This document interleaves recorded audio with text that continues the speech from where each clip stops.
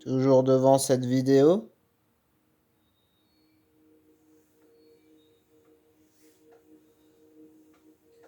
J'aurais pu y passer. Qu'est-ce que ça te fait?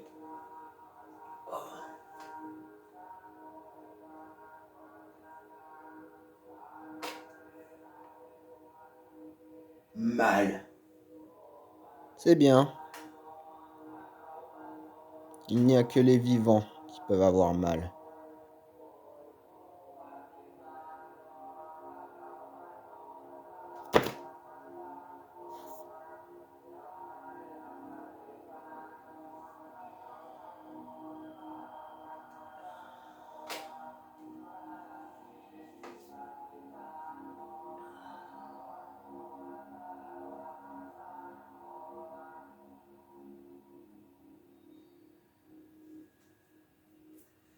Je maîtrise pas le sujet.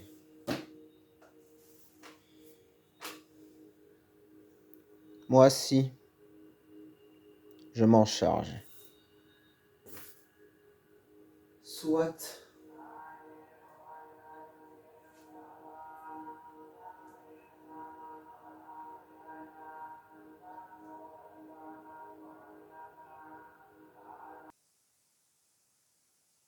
Amis du jour, bonjour.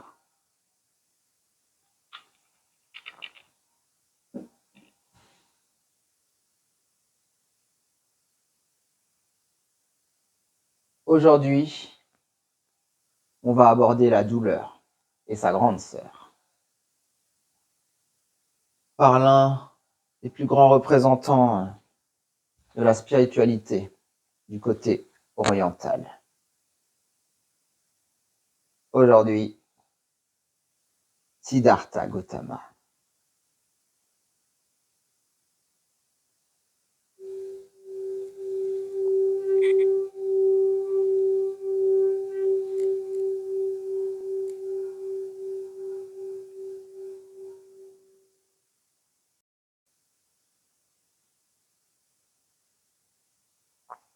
Siddhartha Gautama était un roi. Il aurait vécu aux alentours du VIe siècle avant Jésus-Christ.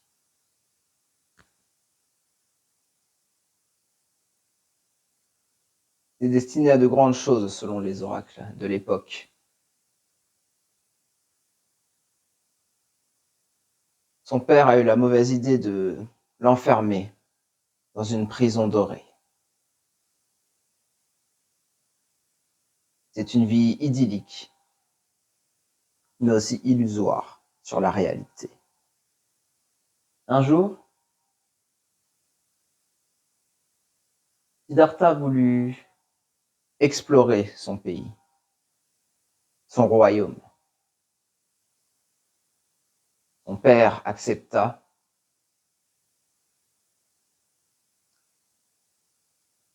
Mais filtra tout ce qu'il pouvait filtrer par une énorme organisation logistique. Presque tout. Au cours de son périple, Siddhartha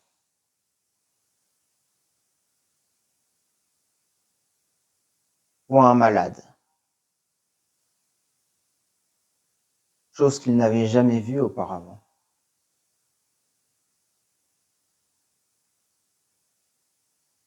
Et ça l'ébranle. Par la suite, il voit un vieillard pour la toute première fois de sa vie.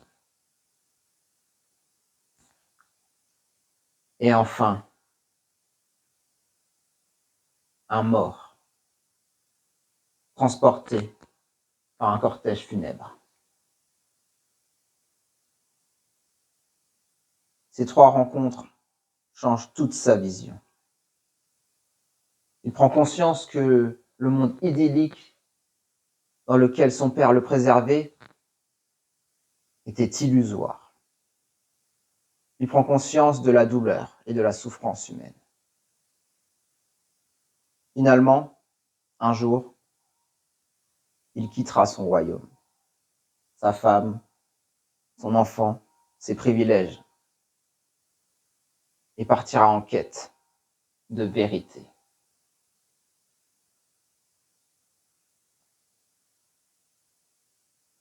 Il s'entoure de disciples, rejoint les moines et adopte leur mode de vie.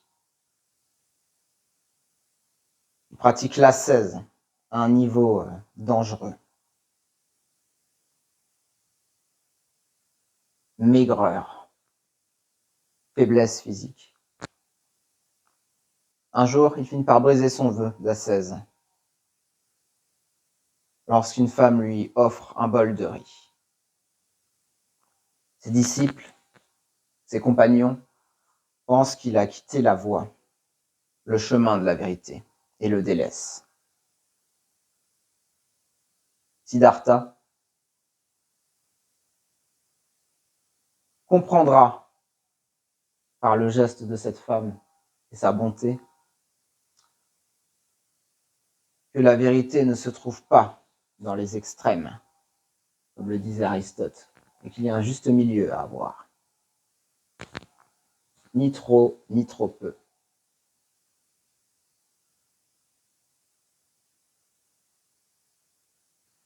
Un jour, à 35 ans, il se pose au pied d'un arbre, un pipal, et prend la décision de ne se relever que quand il aura atteint la vérité, que quand il aura trouvé l'illumination. Il est tenté par Maya, l'illusion, qui lui obscurcit le chemin. Mais contre vents et marées, il reste immobile, à méditer, à se concentrer, à vouloir atteindre la vérité. Finalement, il atteindra ce qu'on appelle l'éveil spirituel et deviendra le Bouddha, l'illuminé.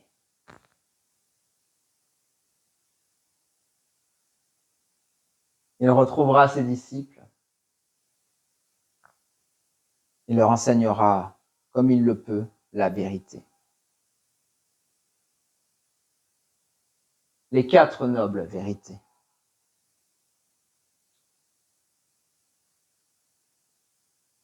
Tout d'abord, il y a dukkha, la douleur. La douleur est quelque chose d'intrinsèque à la vie. Elle a plusieurs niveaux. Ce n'est pas un mal en soi, c'est un indicateur, une alarme. J'ai mal. La souffrance est un peu sa grande sœur, une douleur qui s'installe. Peut être physique, psychique, psychosomatique, mentale. C'est un peu comme un squatteur envahissant qui prend de la place et qu'on n'arrive pas à dégager. Après dukkha, la deuxième noble vérité est samudaya, l'origine de la souffrance, le désir.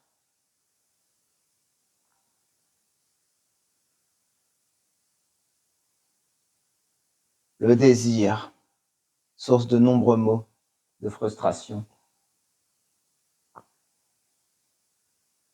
de déconcentration, dont il faut se débarrasser pour atteindre l'éveil.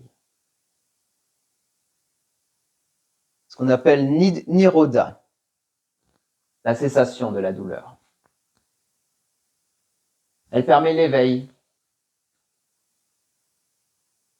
et nous amène au nirvana. Le nirvana n'est pas un endroit, c'est un état mental.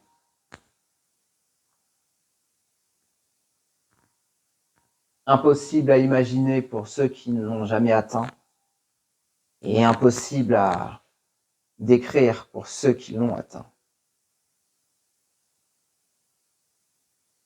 A priori, ça serait un peu comme Expliquer ce qu'est l'air à un poisson pour une tortue.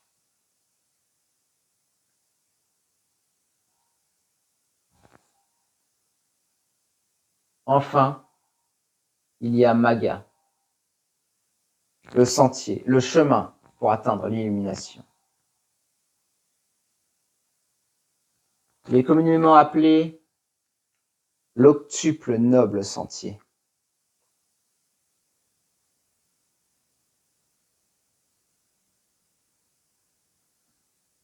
Il y a beaucoup de symbolique et il y aurait beaucoup de choses à en dire.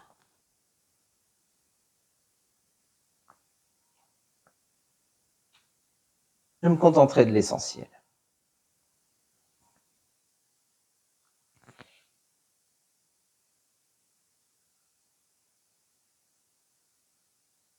L'action juste.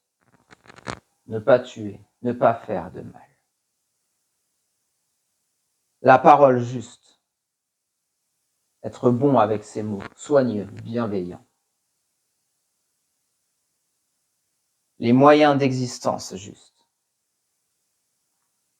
Pouvoir subvenir à ses besoins dans le cadre de la morale.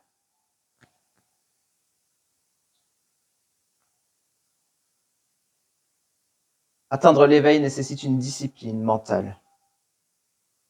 Et qui dit discipline dit effort. Effort juste. Attention juste. Prendre conscience de son corps, de son environnement.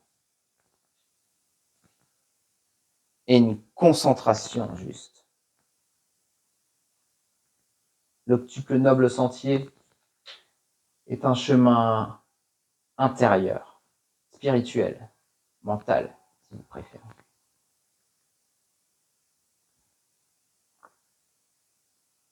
Enfin, il y a la pensée juste et la compréhension juste.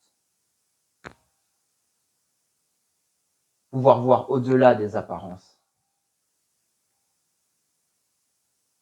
Comprendre les causes qui produisent les effets.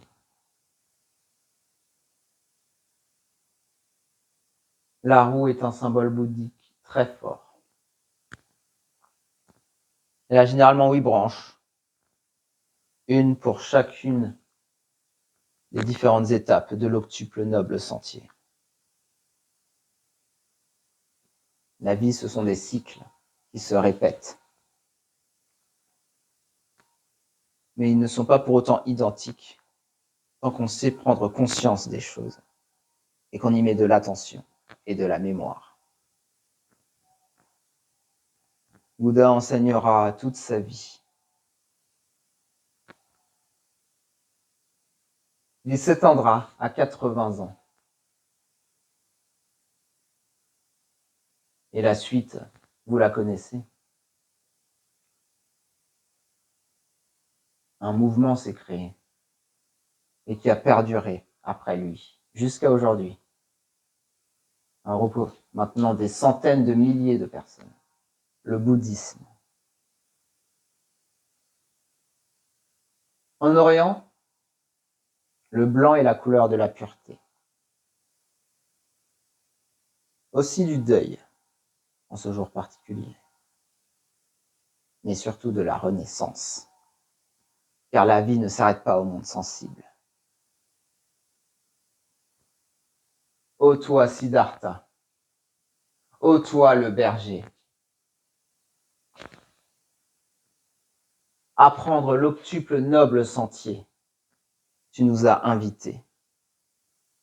Tu as renoncé à tout, même au nirvana, pour nous enseigner et nous montrer la voie. Ô Gautama, ô toi, l'ancien roi. Tu as su prendre conscience de la Maya. Tu n'es pas un martyr, tu es toujours souriant. Tu inspires à prendre conscience du vivant. Ô Bouddha, ô l'illuminé, Au pied d'un pipal, tu as su t'éveiller.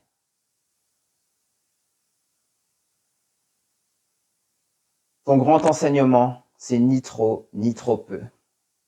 Tu exhortes à la voie du juste milieu.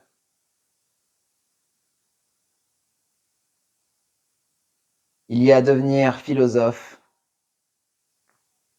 et il y a être sage. C'est un enseignement qu'on peut prendre à tout âge. Pour ta sérénité, ton calme et ta bonté, nous te remercions tous. Bouddha, l'illuminé.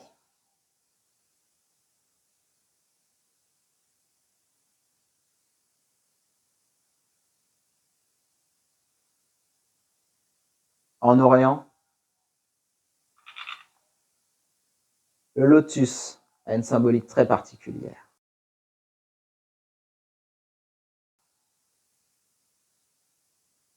Il s'exhorte de l'obscurité, remonte jusqu'à la surface et s'ouvre à l'air pur, alors qu'il naît des eaux boueuses. C'est un symbole de pureté et de transformation.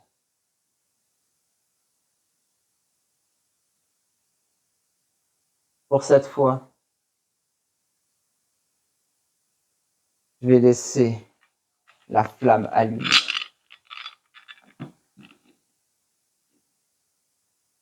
Même si elle ne s'éteint jamais à l'intérieur de nous.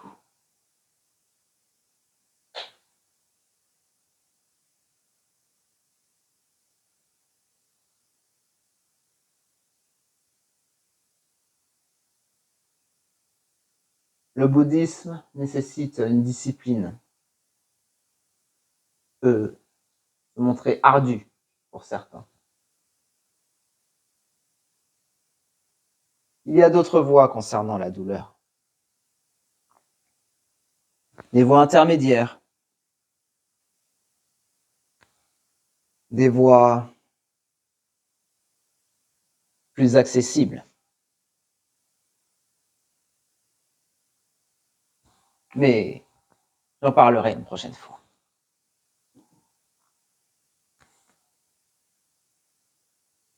En attendant,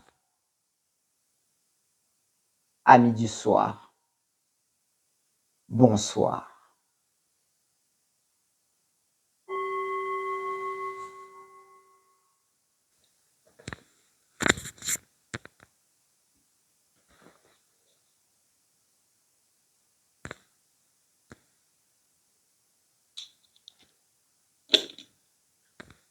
Content?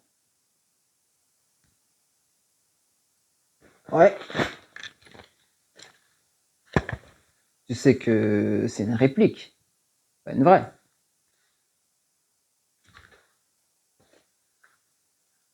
Je dis ça parce que t'es jaloux. J'en ai une et pas toi.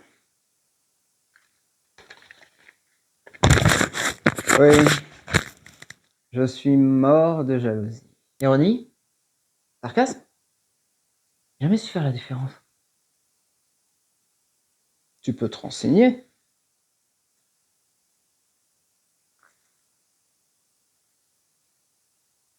Qu'en penses-tu? J'ai bien fait de t'envoyer en Asie.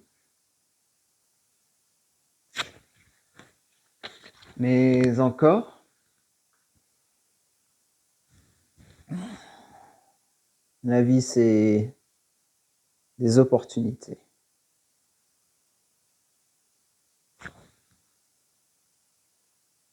Il y a beaucoup de choses à faire.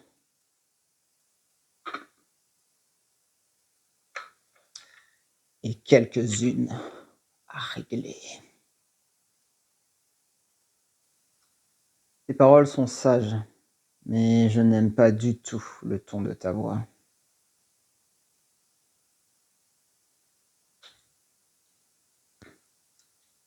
La vie, c'est pas toujours ce qu'on veut. Impermanence, douleur, souffrance, tout ça, tout ça. Pas pour toi que tu dis ça.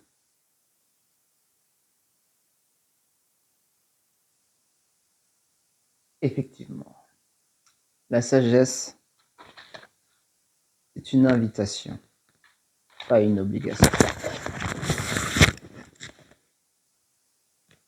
Ouais, c'est ça. Elle est toujours ouverte.